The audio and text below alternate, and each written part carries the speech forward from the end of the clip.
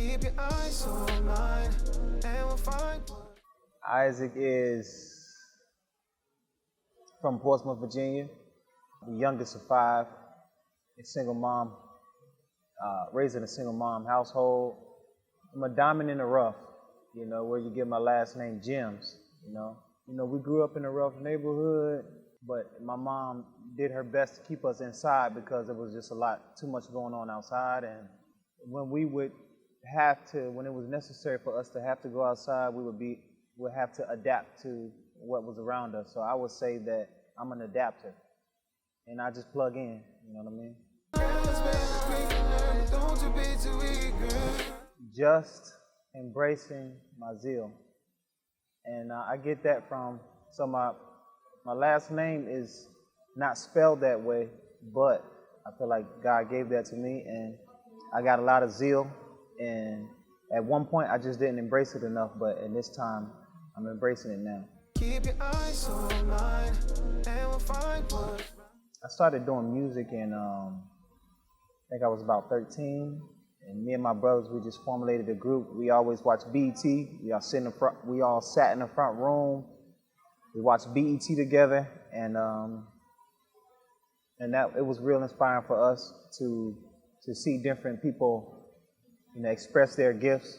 We all went to church. That was the church thing, and our mom, she would have us singing in the choir and stuff like that, the kids' choir and stuff. So I figured out I could sing a little bit. My brothers could sing a little bit, and we came together and we made a group called Brothers for Life, and made it happen.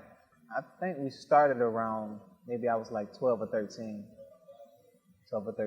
and it ended about, maybe I was 15.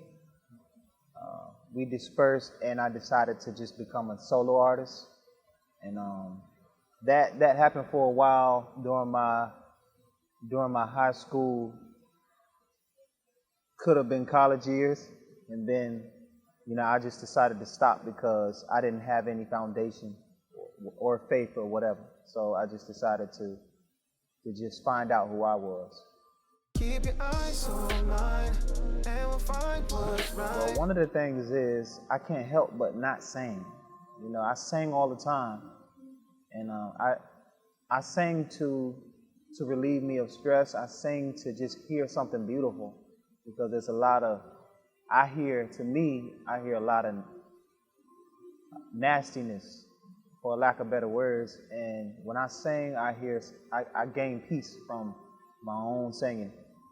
So that's one of the things that motivate me. But the other thing that motivates me is that the way that people respond to my gift, to the gift that was given to me.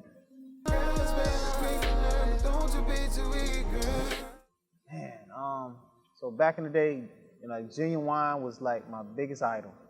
Genuine, he was just, so during that time, all the things that he was for me, like, I've been called ugly.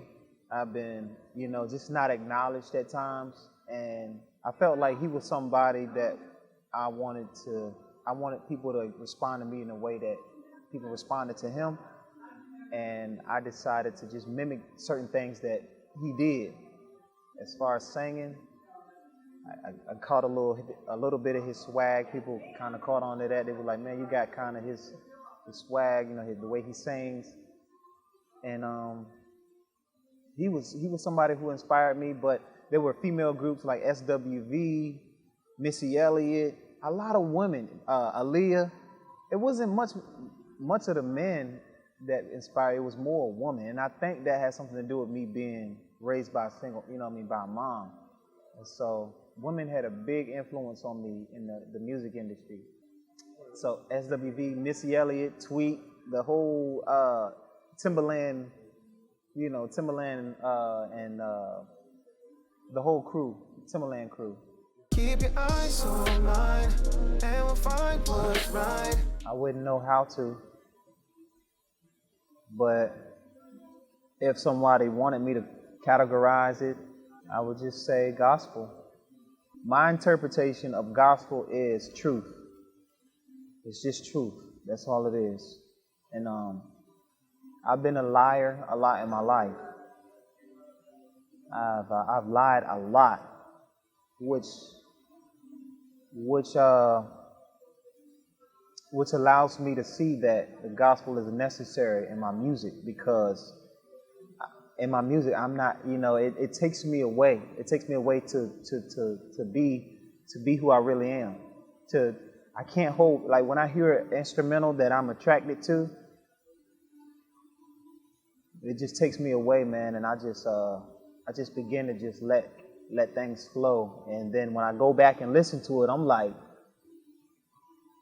what did that come from? I'm like, and that's true. Like, why did I say that? Because being a liar, it makes you want to hide. It makes you want to, but being that I can't do that in this music, it's God given. You know what I'm saying? And God is truth. And so that's why I categorize my music as gospel. Yeah, because it's true. True to me.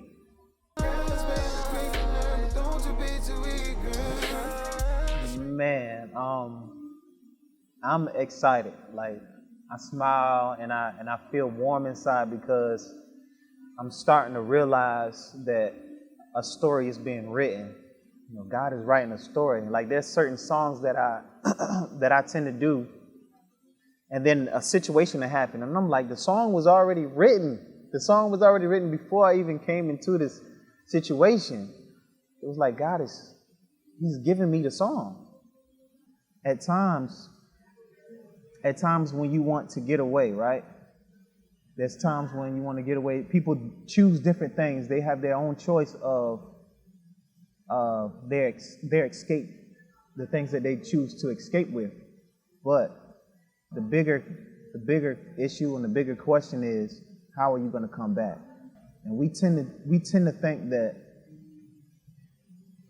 not we tend to think, but what the enemy, what the liar, what Satan tries to get us to buy into is that there's another situation better than the one that you're in, and it makes you want to go and get into another situation when it's just the same. So I want to share that we all, that I just want the world to know. I just want the world to open up their ears, open up their hearts, open up their minds, that we all, it's so much pain that we all have to endure living in this world. There's nothing greater than being relieved from that pain. I think some people choose to do things that's more severe to their situation, and it might cause them everything. It might lose everything. They might feel like they've lost everything from a decision that they made, right? But you haven't lost everything. You're just being refined. You're being refined to be greater for the purpose that was set out for you to have. So, yeah, bro. Keep your eyes on mine, and we'll find what's right. I can deny I tried, but the